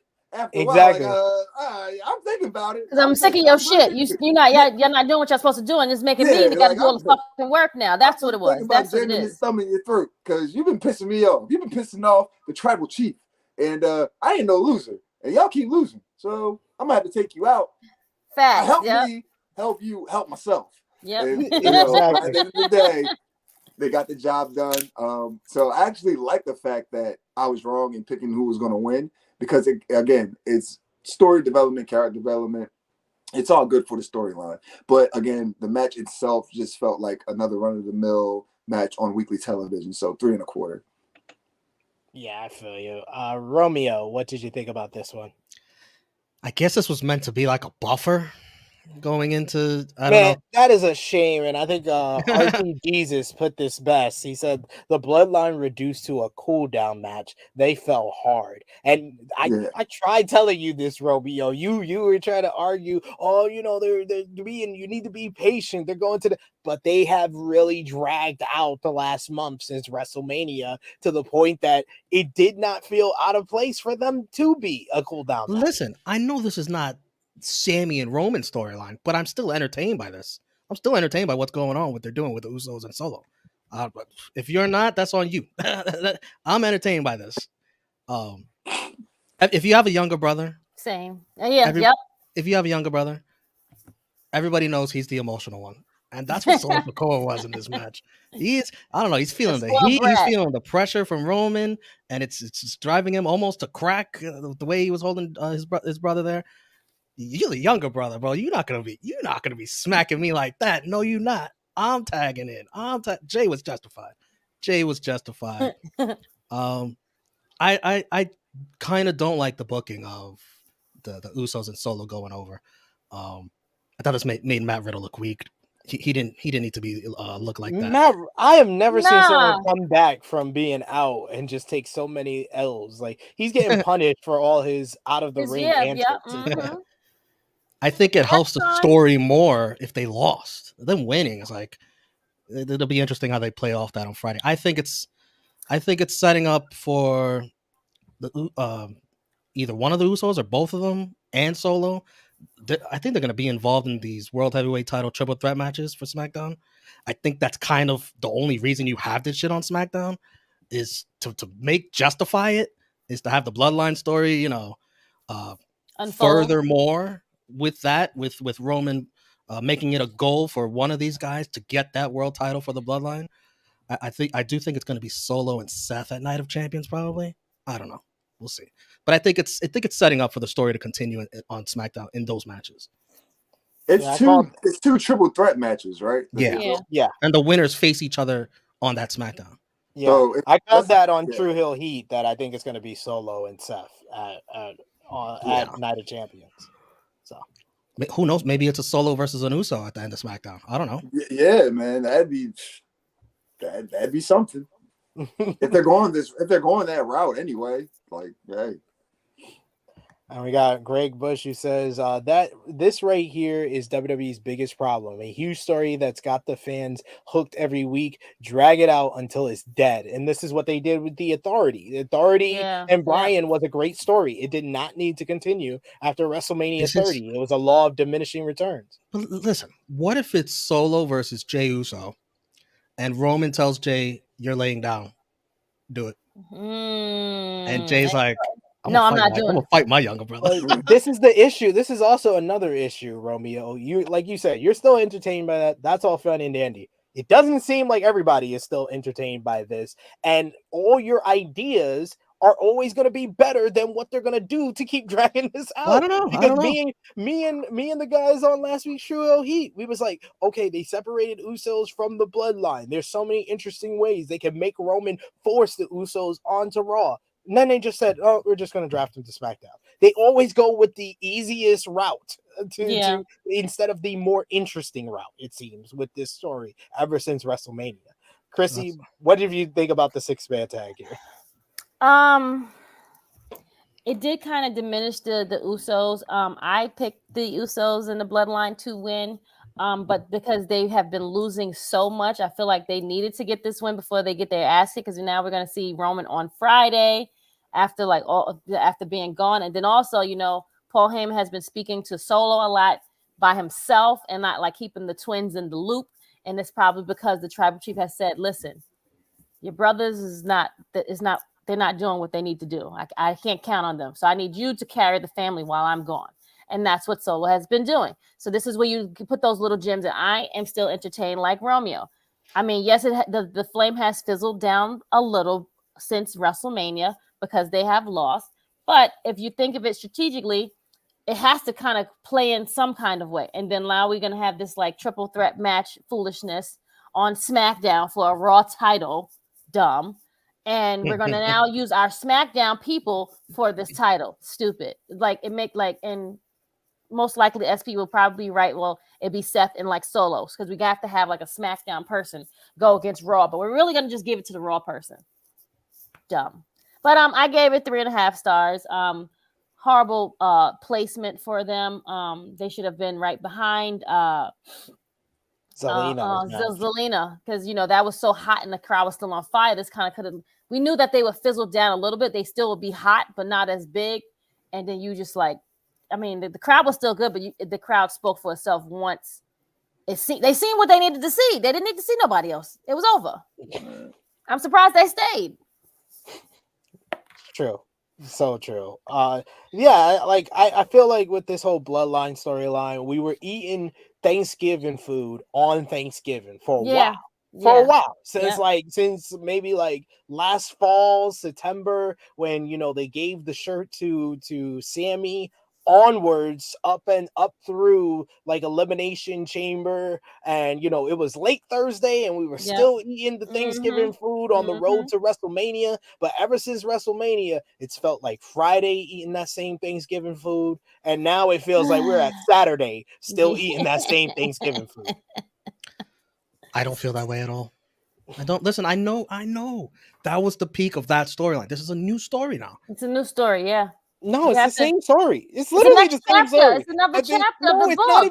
It's not even the same chapter. Yes, it is a new chapter. It's a new chapter. It's an author who finished their story and then was told, "Oh, you have 310 pages. We need 315." And he has to come up with the end. He has to stretch the ending out a little bit. There's going to be even more story than that to tell after. This is not close to ending. Roman said it himself. Like they've been doing this. We're on to the next level of all of this. Y'all not. Oh, y'all gotta keep your mind open. Y'all not ready. Y'all just want to just let it like go. Like that's what it is. Y'all want to just close the book of the chapter. And that's I want something. Wait until we get to the chapter where Solo turns on Roman. We haven't got to that yet. Nothing interesting has happened since WrestleMania. But it's just been a month. Like, what do you want to happen? You want it all to happen like right now? There's always filler chapters in a book. This is the Usos' downfall. This is right. Like he has. They were on top with Roman. Now they're not. They have to have the Baron Corbin effect. Now they got to be losers. And they won. And then they won.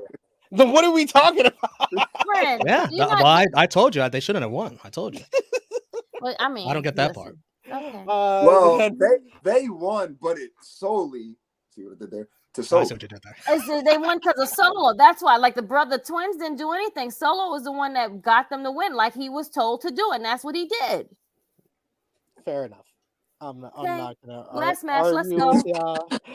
But yes, finally, it's the main event, quote unquote. Cody Rhodes versus Brock Lesnar. I will give these two guys that. The Puerto Rican crowd was very much into Cody Rhodes, seeing him as a star, singing the "oh," and they were very much into Brock Lesnar and his superstar level. Cody went after Brock very early before the bell even rung, diving onto the outside to start fast. He picks up the steel steps and rams it into Brock's face and then hits him with some steel chair shots. They head into the matchup and finally the bell rings and then Lesnar drives him hard into the corner and he starts hitting the suplex city. I like the fast start because it allowed for the regular Brock Lesnar formula, which is no filler, no slow start. We just get right into the latter half 2/3 of the matchup. We don't need the first third. We just just need the latter half turns with the Suplex City. But the key to this matchup is when Brock was on offense, Cody Rhodes accidentally, quote unquote, exposed the turnbuckle,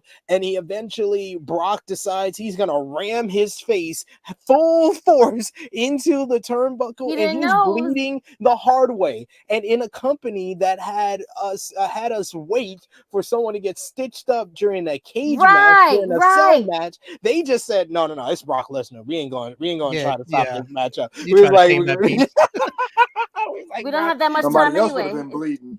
He was like, Brock, you go ahead, do your thing. You saw they tried to give him a towel, and like the ref was like, "All right, get this towel out." And then at the end of the match, they throw the towel to him. He's like, they just throw it at him like he's like, you have to. Cody is able to hit the Cody cutter. He hits a series of disaster kicks, big knee to the face. Then he hits the pair of crossroads. He pins Brock Lesnar, but only gets a 2. Cody goes for another crossroads, but Brock is able to reverse it into the F5, and he only gets a 2 count. Brock then goes after the arm. He locks on the Kimura, but Cody Rhodes is able to reverse, stack Brock Lesnar on his shoulders. 1, 2, 3. Brock Lesnar loses to Cody Rhodes. He can go on to finish the story. This one went 9 minutes, 40 seconds, just under 10 minutes. Told you, Romeo. Cody Rhodes survives Brock Lesnar's assault. And like you said, after the matchup, Brock is bleeding and he has to wipe off the blood with the towel. Cody has won. Now, the match itself, I thought it was really good.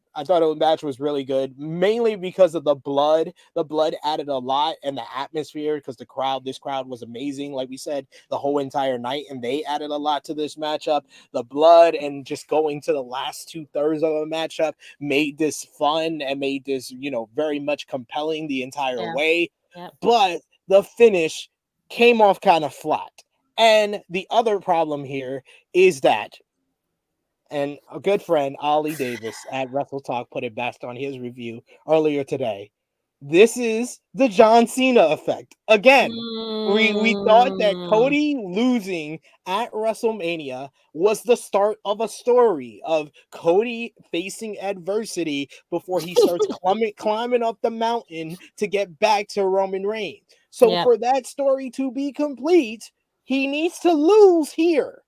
So him winning is the same effect as John Cena in 2012 losing that first match against The Rock, and then a year later having the match against The Rock, and they tell the story, I had the toughest year of my life. I had to deal with loss after loss after loss, and now I'm back in the grandest stage of them all, and I'm going to redeem myself by beating The Rock, except none of that shit happened. John Cena, you beat Brock Lesnar on his return after he beat you up at the Raw after WrestleMania, and you faced him at the first pay-per-view afterwards. Sound familiar? And you beat him in that first matchup, and then you went on to main event show after show after show throughout the whole entire year, and including winning the Money in the Bank, and then you faced The Rock, but you didn't face any adversity. So if you're going to tell the story of Cody facing adversity, I don't know. I just thought he should have lost here. Question. But the match itself, 3 3/4 star. Romeo, ask your question, and you can tell us what you thought about the match. How did, and this is a genuine question, I don't remember. How did Cena beat Brock in that match? Do you remember? He hit him with a steel chain and then hit the FU after he got assaulted for like 18 minutes. All right. That's the difference. Cody is almost a flukish win. Almost. Yeah, it is. It's not a dominant win like Cena had. No, that's a fluke. It's a fluke. I mean, it counts in a wrestling match. It's legal. It's fine. You lost the wrestling. You lost. But yeah. It's not as dominant a win as Cena did. That's the difference here. And I wouldn't say Cena. Cena was a fluke too. He picked up a chain. Brock went into the chain. Boom, and then he hit one FU on a steel steps. 1, 2, 3. That wasn't more dominant. That was a finisher. Flukish. That was flukish. That's a finisher though, compared to a rolling submission into a pin. That's a finisher. That's the difference. As far as my thoughts on this match, I love the hot start. That was the way it needed to start. Cody needed to be pissed off after everything Brock's done for him. I love the ref. I love the ref not even asking Brock if he's good. Just Cody's like, start the match, and the ref's like, okay. Give the crowd credit for being into these last two matches after exerting all that energy in the Bunny Priest match. Give Very him credit. true. The blood spot was well done. Blood in Puerto Rico, that's weird. Brock's, I think Brock's got to really like you to be doing all this. Yeah. To lose clean and bleed for you. You know, he doesn't do that for just anybody. He didn't do that for Dean Ambrose. Nope. He don't even get in the ring with Bray Wyatt. He's got to really like you. I don't like Cody. I hate this when everyone does it. Looking at the ref's arm to kick out. Stone Cold hates that too. Like, listen to the cadence and kick out naturally. Yeah. It ruins the viewer looks at you. They see you look in your eyes. It ruins the suspense of the count. Yeah, because his eyes was closed, and then immediately all of a sudden when he hears two, he opens his eyes to make sure he kicks out the last one. I don't have a problem with the finish. I think this is setting up a rematch. Yeah. I think Cody's going to be in these triple threat matches, and Brock is going to appear and cost him. It's triple threat matches, no DQ. He's going to cost Cody, and I think a rematch is in store at Night of Champions. But this match should have went on much earlier in the evening. Brock has lost to start a show before, so it is possible. Brock doesn't always have the main event. Yep. Brock has opened WrestleMania losing to Seth Rollins. I think this should have been the opener. And then I put Io Bianca right after, since this was a short match and Io Bianca had all the time in the world.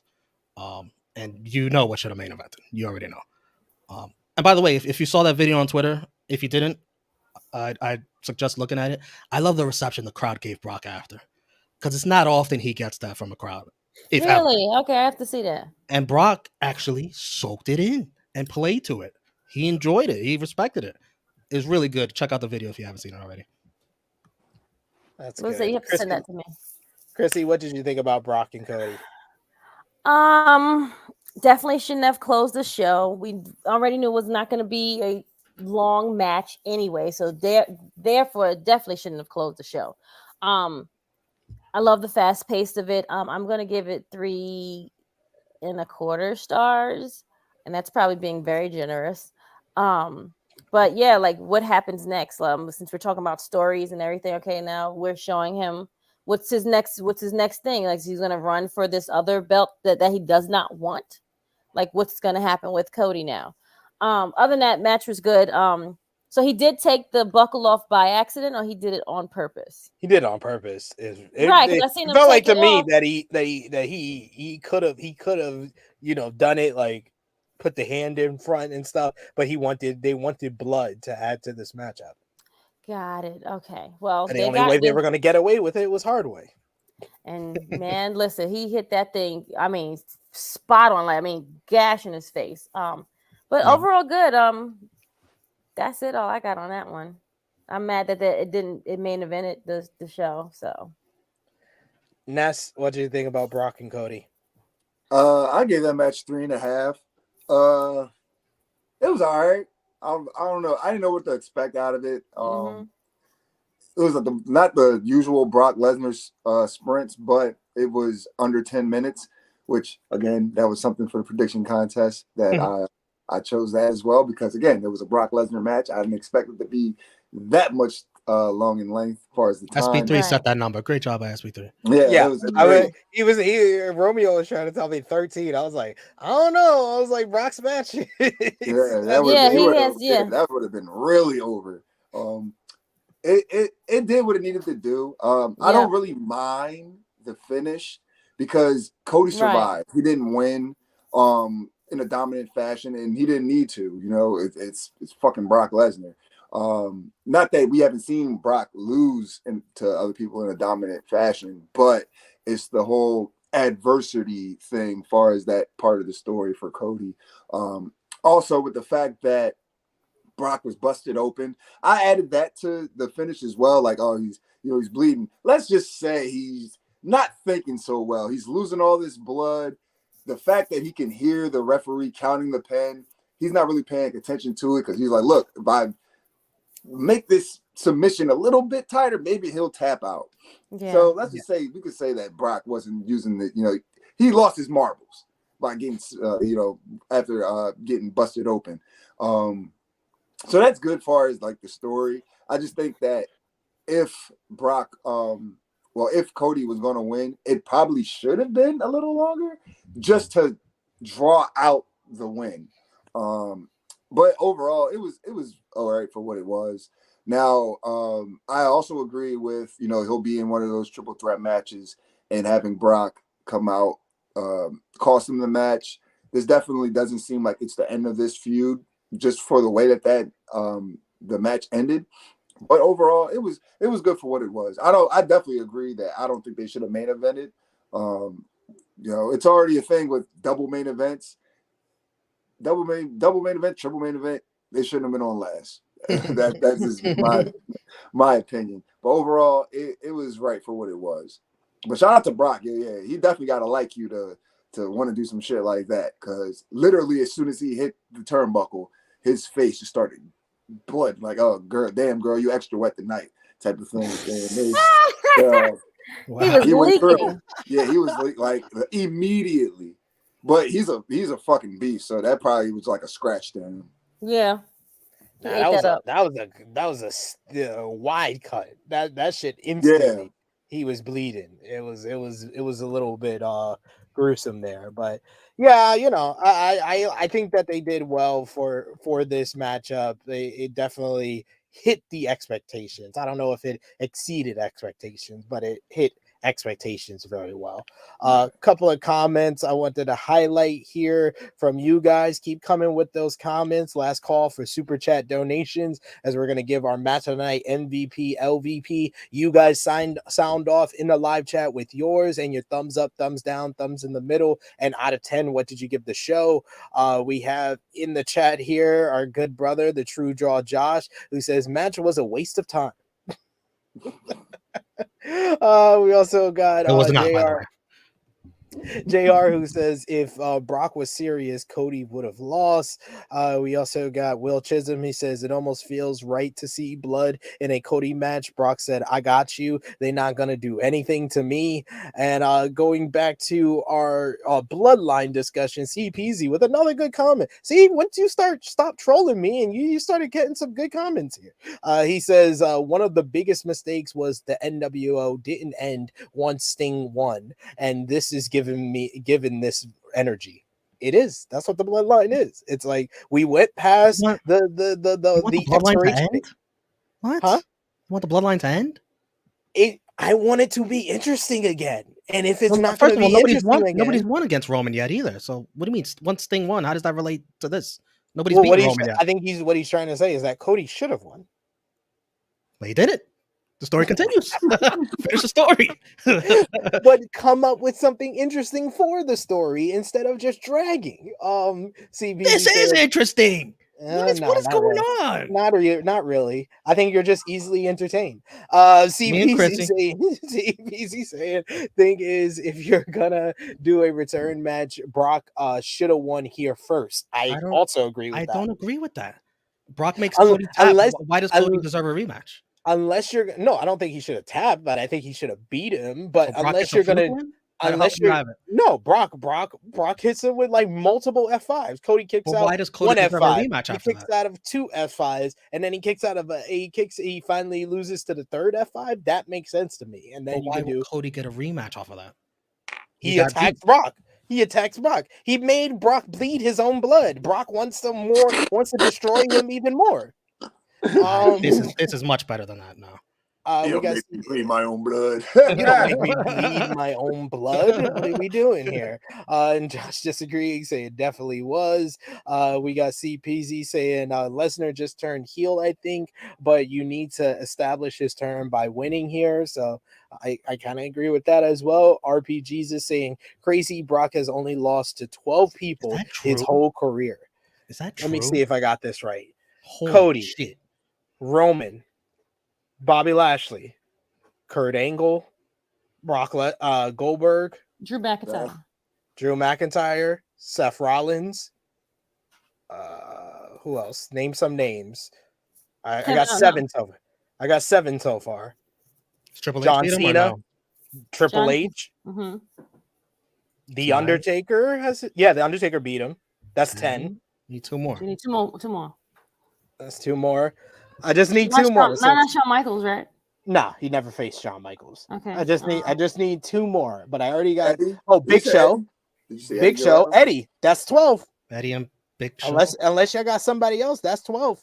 That's the 12 people. Listen, I said Seth You said Rollins. Seth. I said Big Show. Eddie and Big Show, you got that.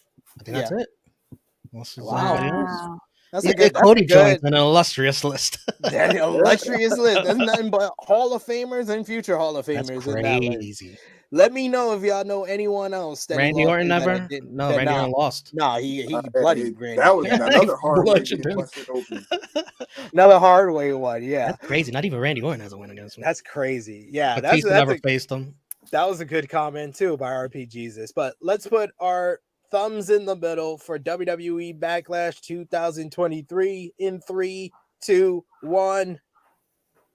Thumbs up across the board. Krssi Love, out of 10, what did you give the show? 7.5. 7.5 out of 10. Ness, I give it a 9.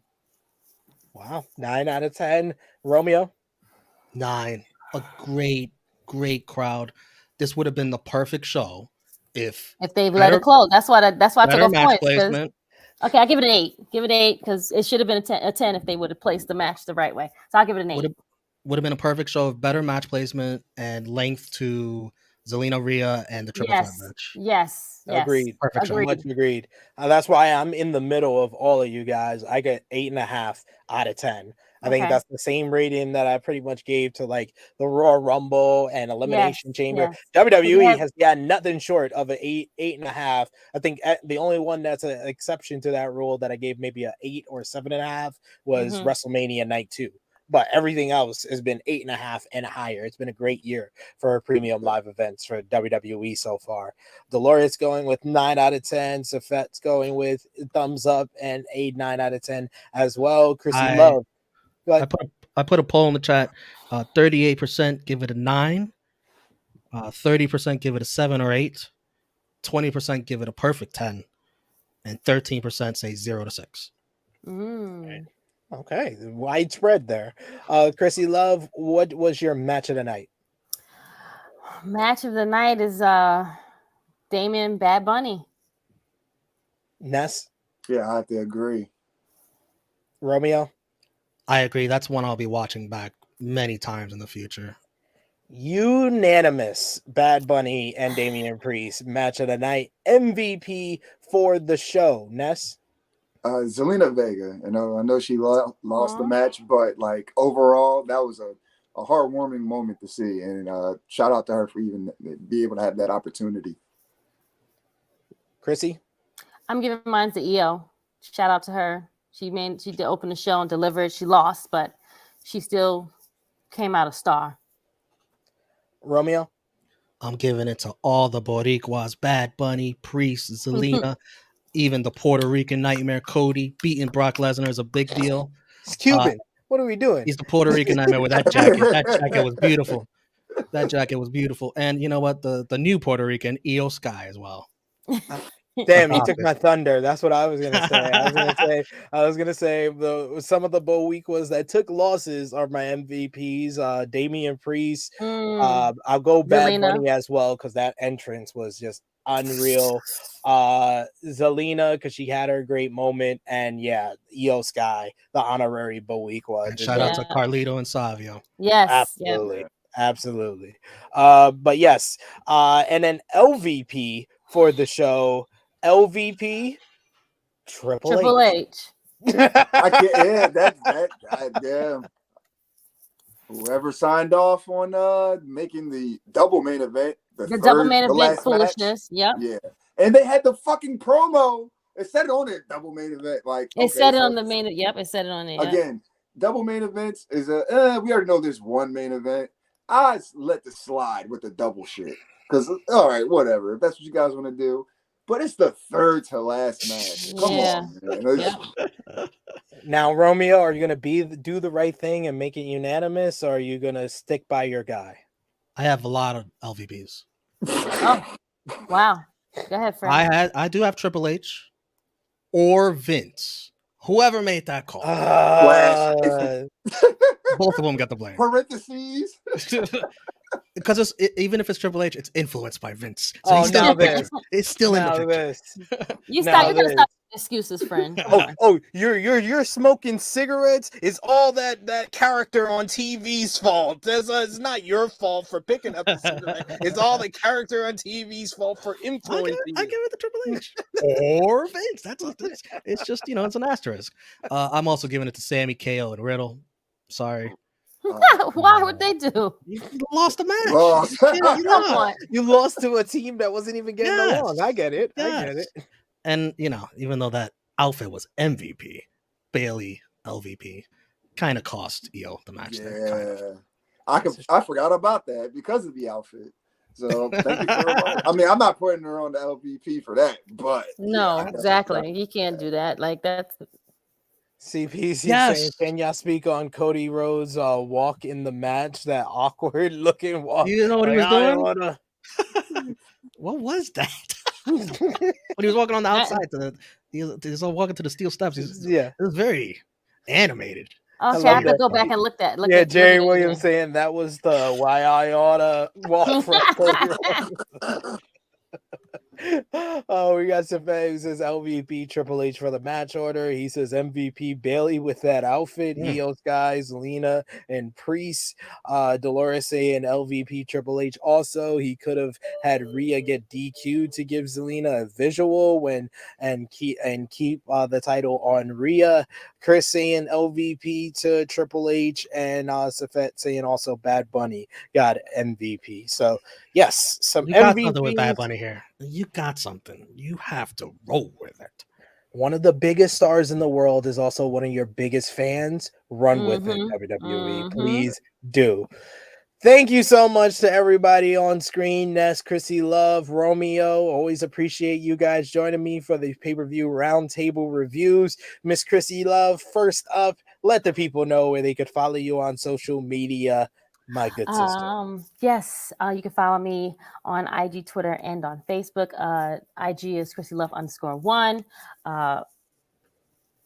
Twitter is True Hill Krssi Love, and you can follow me for Serving Face of Hill every other Sunday. We'll be back not next Sunday because it's Mother's Day, so the following Sunday they're going to give us the day off. And then you'll see me on True Hill Heat on Saturdays. I'll be a chaperone this weekend, so I will not be there. I have to go take the Roman Reigns schedule. Yeah, sorry, friends. Man, what does that make Top Guy JJ? He's the Brock Lesnar or the Vince McMahon schedule. Yeah, I would say his is far worse than me, friend. Stop it. But other than that, hit me up. I'm on roundtables. We do watch-alongs. Have a great time, friends. Thank you. Thank you, as always, Miss Krssi Love, joining us today. Ness, please let the people know where they can follow you on social media. You're on this channel even more than me sometimes. Go ahead. It was a lot this week. I'm like, shit, thinking about Appreciate it. you, Ness. Yes. Oh man, Doug, that's what we're here for. We're family. You guys can follow me at Twitter and Instagram, Skinny __ Kravitz, right here on the True Hill Heat YouTube channel. Every Tuesday, MX3, myself, Chris G, and Romeo, we go live watching NXT on NX3. Over on our Twitch at twitch.tv/True Hill Heat Gaming. Every Thursday, myself and Chris G go live for Impact Wrestling on Blunt Impact.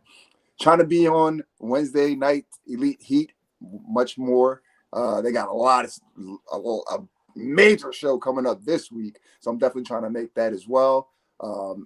Again, myself, sometimes myself, but mostly Romeo, Josh, and now whenever we can get him, Drunk Guy JJ. So whenever we can get him, wow. Yeah. Hey, he said he's gonna be more available. He actually sent me a message during the show. It's the Around the Point. What?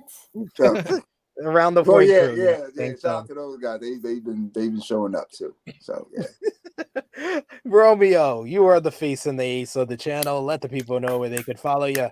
Oh, thank you, Krssi. And shout out to you showing up on the watch along yesterday.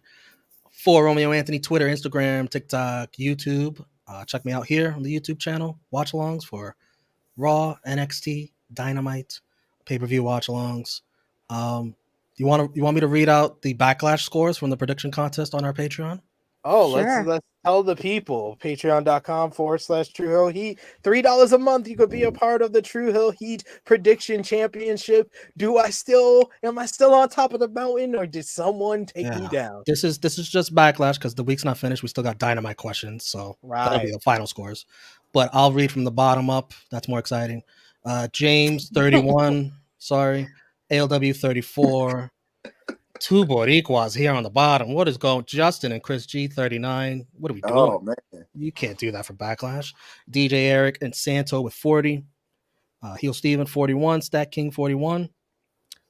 A bunch of 42s here. Nick Jackson, myself, J News, Ness, and SP3. all right. It's fair. Big At Mike least 43. I'm in the bunch with the people that would I'm like, challenge shit, I don't me. want my name to be staying so low. Big Mike 43. Caden 46. Chase Allen and Mama Jackson 47. Well, come on, Nick. You can't have your mom doing better than you. And the top three. Dolores 48. Oh no. Walter 49. And that leaves just one. Leading the way after Backlash, 51 points. Oh, Let's fucking go, man! I'll win one. It's okay. Congratulations. Let me win one of those bitches. That's right. ahead. You know why I didn't get the top score? Because I missed the Chancleta one. That's the one I fucking missed. Chancleta, that was 5 points. No, I missed that one. I would have had it. That's the only one I fucking missed. I got everything else fucking good across the board. I feel like. We still got Dynamite, though, so more points to be earned there for this week. Yeah, I did probably do that. But well done. Well done, Thank Krssi you. Love. Thank I'm you. proud of you. Good job. I'm proud of you, sis. Great job. But yes, all a bunch of fun with our prediction Dolores. Shout out to championship. Dolores, Yes, yo. shout out to Hey. Dolores. Your Warriors ain't looking good, Krssi and Dolores, but y'all looking good. Yeah, that's right. At least somebody had to win for the family. It's okay. Steve Kerr, Steve Austin, Steve Martin, Steve Urkel, Lakers in 5.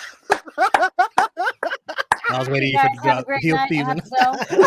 That's where I leave. We're here. I let SP gloat You can and all follow this me on the foolishness. Twitter machine at True Hill SP3. You can follow the gang, Facebook, Twitter, and Instagram at True Hill Heat. Check out all the great content from this past weekend. Check out our watch along from last night. See the reaction of the fellas for Carlito's return for Savio Vega and everything from the big matchup with Bad Bunny and Damian Priest. Check out True Hill Heat 224 from yesterday with me, Miss Krssi Love, and Dedrin Cologne talking about this week in wrestling, all in ticket sales, the big final predictions for Backlash, plus much more. There was also another big show this week. We did our roundtable review for NJPW Wrestling Duntaku 2023. So check that out with J News, Sanal, and myself. And thank you so much for joining us. Remember to drop the thumbs up on this video. Share this video with all your wrestling fans, friends, and family on all your favorite social media platforms, and hit the subscribe button as we are on our way to 7,000 subscribers. So thank you so much for all the support. But for Miss Krssi Love, One more thing. I gotta play a clip. This is me when Bad Bunny and Damian Priest are a double main event and they go third to last. Son of a bitch! I had to play that. Yeah. Had to. For Miss Krssi Love, for Ness, for Romeo, it is me, your True Hill Phenom SP3. This is True Hill Heat. This has been True Hill Heat's WWE Backlash 2023 Roundtable Review. We are signing off until next time. Later.